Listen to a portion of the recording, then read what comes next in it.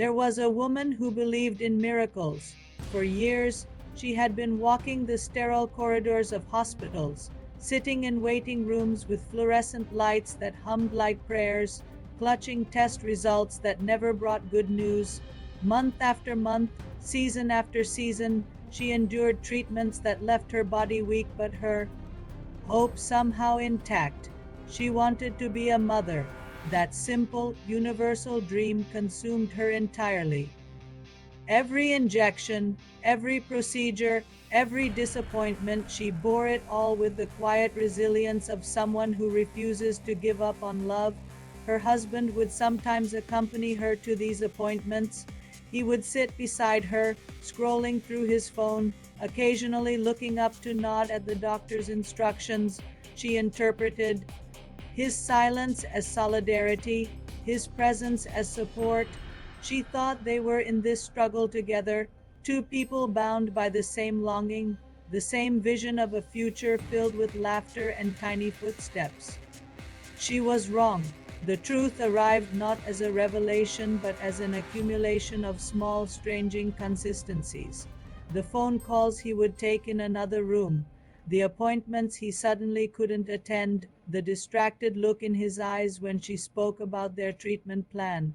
And then one day, almost by accident, she discovered where he had been going during those mysterious absences. He had been visiting another woman, not for an affair conducted in shadows and secrecy, but for something far more devastating.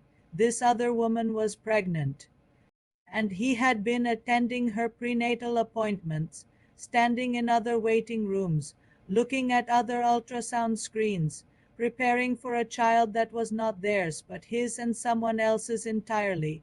The betrayal was complete, absolute, while she had been pumping her body full of hormones, enduring pain and humiliation in pursuit of their shared dream. He had been building an entirely separate future with someone else. The irony was cruel beyond measure. She couldn't conceive, but his lover could. Everything she had wanted, everything she had suffered for, was being given to another woman as if her own struggles meant nothing. When she confronted him, there were no apologies that could matter. Words became meaningless. The marriage she thought she had was revealed as a performance, a hollow shell she had been living inside while reality happened elsewhere. The man she loved had already left her emotionally long before she discovered the truth. But betrayal, she would learn, travels in packs. His family, who had once called her daughter, who had sat at her table and eaten her food and accepted her care, turned away with remarkable speed. The moment they knew about the pregnancy, about the coming grandchild, their loyalties shifted like sand in wind. Suddenly, she was the obstacle, the inconvenient first wife, the woman who couldn't provide what the family wanted most. The warmth they had shown her evaporated, their concern vanished. She became invisible to them, a ghost in her own life. The rejection from her mother-in-law was perhaps the deepest cut of all. This was a woman she had served, whose needs she had anticipated, whose affection she had treasured. Now that same woman looked through her as if she were made of glass, as if she had never existed, as if the years of daughterly devotion meant nothing compared to the promise of a biological grandchild from another woman's womb. She found herself completely alone. The people she had built her life around had abandoned her with such efficiency that she felt erased. The apartment that had been her home now felt like a museum of false memories. Every corner held a ghost of the life she thought she was living. The kitchen where she had prepared meals for a family that never really saw her, the bedroom where she had lain beside a man who had already left her, the window where she had stood countless mornings, hoping for a future that was never actually being built. And then came the final tragedy. In the midst of this emotional devastation, she received news that shattered what little remained of her spirit. The details don't matter, whether it was a final failed procedure, a medical complication, or simply the definitive confirmation that she would never have children of her own. What matters is that this loss, coming on top of everything else, was simply too much. It was the breaking point.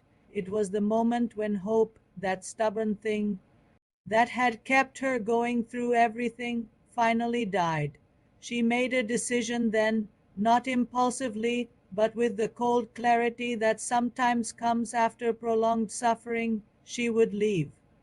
Not dramatically, not with confrontations or final speeches or attempts to make them understand what they had done to her. She would simply disappear from their lives as completely as they had already removed her from their hearts. She packed quietly. She took only what was hers from before the marriage, leaving behind the gifts and acquisitions of her married life. She wanted nothing that would connect her to these people. Nothing that would remind her of the woman she had been when she still believed in the permanence of love. She left behind photographs, wedding albums, all the documented evidence of a relationship that had been revealed as fiction. There was a certain freedom in losing everything. When you have nothing left to protect, you cannot be hurt anymore. When everyone has already abandoned you, you no longer fear abandonment. She walked out of that apartment carrying very little but feeling somehow lighter than she had in years. The man, of course, didn't try to stop her.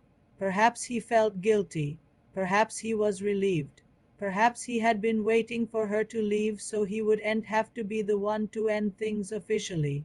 She didn't ask, and he didn't say. They separated the way strangers pass on a street, with nothing left between them but empty air. His family didn't reach out either. Their silence was its own statement. She had been a placeholder, a temporary arrangement that served its purpose until something better came along. Now that she was leaving, they could fully embrace the new woman, the fertile one, the one who would give them what they wanted.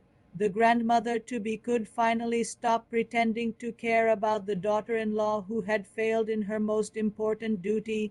She retreated into isolation not because she was afraid of the world, but because the world had proven itself unworthy of her trust. She had given everything, her body, her hope, her loyalty, her love, and in return had received betrayal and abandonment. The lesson was clear. The protection she needed wouldn't come from others. It would have to come from within.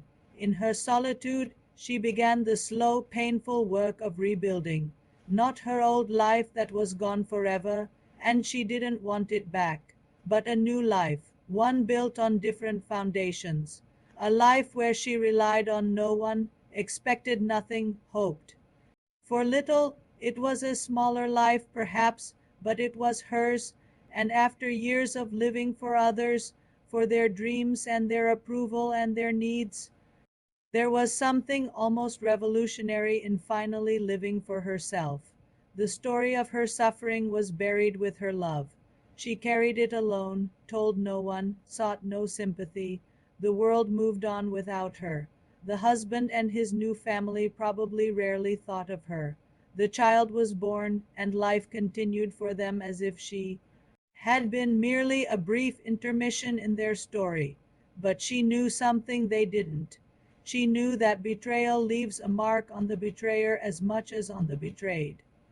She knew that a foundation built on someone else's suffering is never truly solid.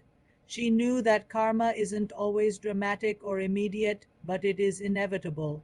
And in her isolation, in her pain, in her determination to survive despite everything, she became someone new, not the hopeful woman who believed in love, not the dutiful daughter-in-law who sought approval, but someone harder, wiser, and infinitely more resilient.